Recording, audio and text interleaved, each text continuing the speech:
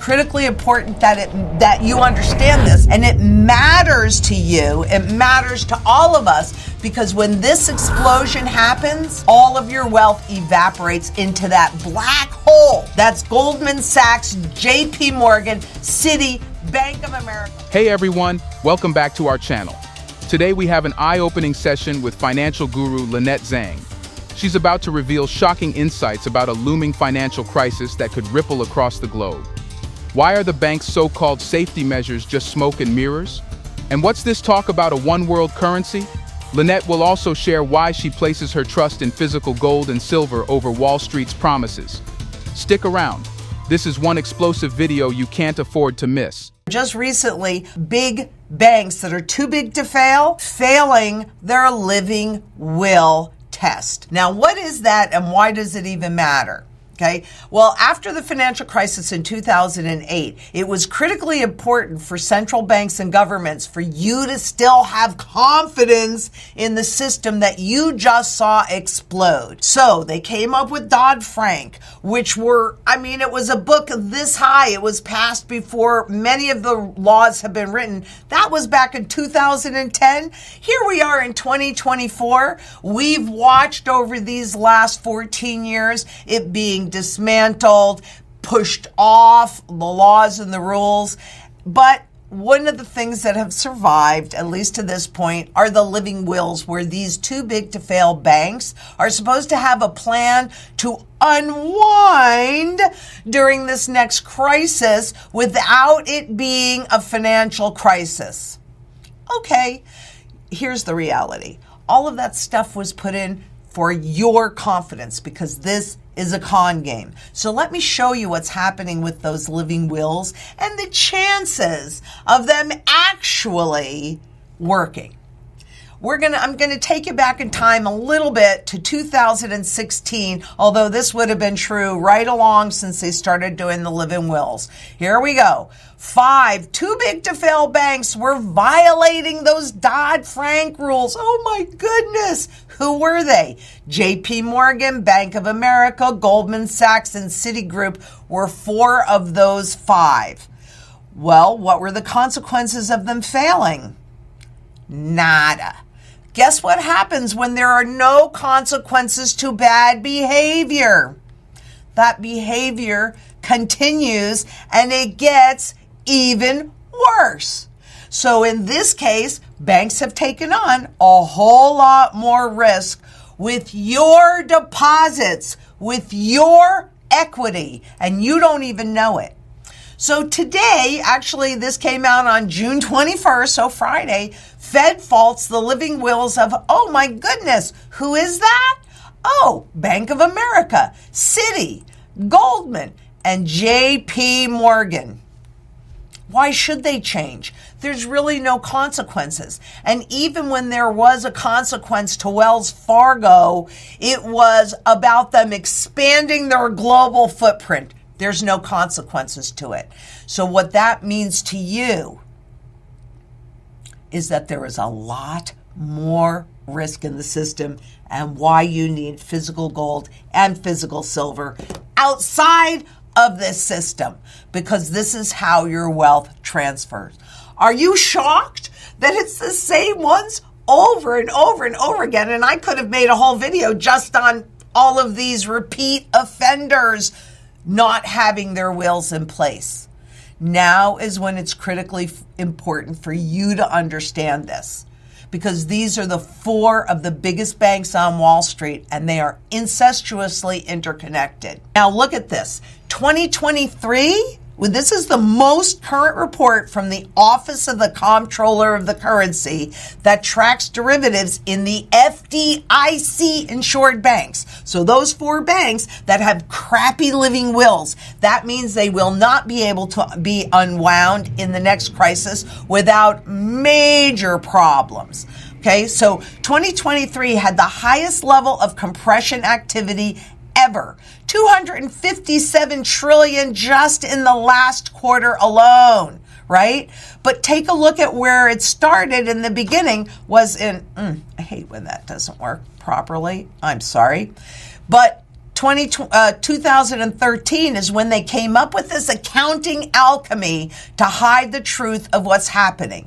And you can see, and let me even make it a little bit more clear, that this trading alchemy, this new accounting trick that they just created to cover up their trading activity so that you and I don't realize how much risk is really in the system. But it isn't just you and me. Nobody knows. Admittedly, all of the big kahuna banks, the BIZ, the IMF, the Federal Reserve, the FDIC, the World Bank, take your pick from that alphabet soup. Everybody admits that nobody really knows the true value at risk. I saw derivatives at 1.4 quadrillion, and that was before the central banks came to play in this arena. It's much, much worse, and you can't see it. They have assets. Let me grab my little laser pointer. Okay, like, for example, so you understand what you're looking at here.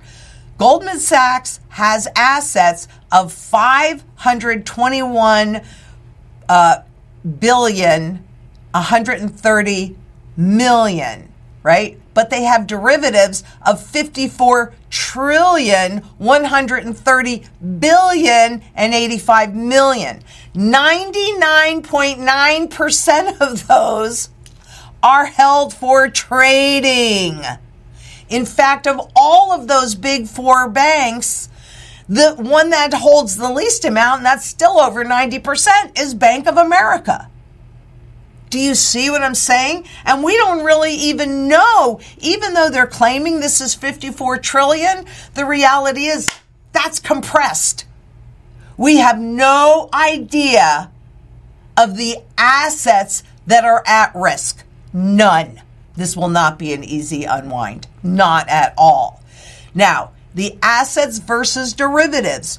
What you're looking at here is that for every not quite $1, 96 cents of equity supports $103.87 of leverage. Leverage is bet upon bet upon bet upon bet. Or another way to say it, debt upon debt upon debt upon debt. Like if you go and you take out a mortgage and you put a down payment down, right? But you still owe all the rest of that money.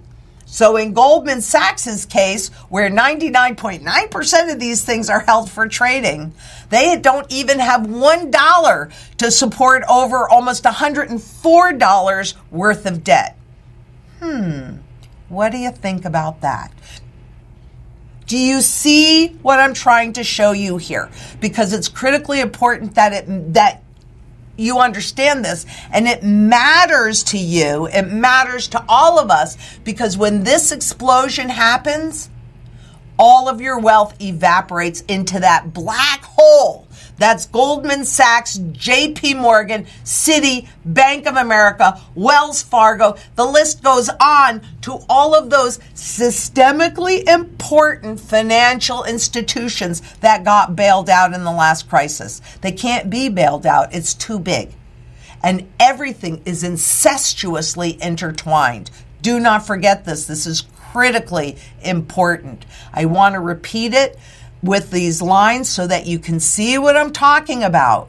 Assets to derivatives, that's you. That's your wealth that you've accumulated to your debts that you've accumulated. But they get to do it in an unlimited amount. You and I, the public, we have limitations, and yet you could still go bankrupt. If your debt to asset ratio, and then there's a crisis, if you can't bail yourself out, you're just about the right size to fail. That leverage ratio, debt upon debt upon debt upon debt, that's why Lehman went out. Do you think these guys are any different? No, I do not think so. So where you have all commercial banks with a leverage ratio on average of 9.13, in those four big banks that have just, again, failed the test, The leverage ratio on average, thanks to Bank of America, who has the lowest leverage ratio, is 20.67. And we don't even know how accurate that leverage ratio is because, again, and I cannot state this too much, we don't really know the value at risk, the VAR, the value at risk from all of these derivatives. These prices are merely about what the traders have agreed that they're worth, not reflecting the true value at risk. So let's keep this in mind because there it is. If there's no consequences to bad behavior, why change? In fact, let's do things to hide that risk. And I'm going to tell you, we can't bail it out. We've printed way too much money to be able to do that. And beyond that, let's take a look, because we've talked about this before, and so is the Office of the Comptroller of the Currency, what you're looking, the fair value losses of banks in their securities portfolio declined through the end of 2023. Look at, here it is. These are all huge losses. So if there is a run on the bank and they are forced to sell off these assets, remember, we've talked about it a lot, right? Here is the market value. These are interest rates. These are the market value of those securities. As interest rates have been pushed up, the market value of those securities have tanked. So if there is a run on the bank, this is why your confidence is so critical for them. And so a little update on where spot gold and spot silver is. They are in a consolidation mode after a major breakout. Take advantage of it. Lord knows central banks are sure taking advantage of it, and they're using it to hide all of their purchasing. But they're purchasing because they know what I just showed you. We are clearly running out of time. There is already a banking crisis underway. Please get into position while you still can. And, you know, to execute the whole mantra is really, I don't think we have enough time. And that's why local community has become that important, to make sure that you have security in all those areas of the mantra. But globally, we have to come together and do that very peaceful revolution. Thanks for watching. If Lynette Zang's insights opened your eyes to the hidden risks in our financial system, make sure to give this video a thumbs up and share it with your friends. Don't forget to subscribe to our channel and hit the bell icon so you never miss an update. We'd love to hear your thoughts. Drop a comment below on what you think about the possibility of a one-world currency and how you're preparing for the future. Until next time, stay informed and stay secure.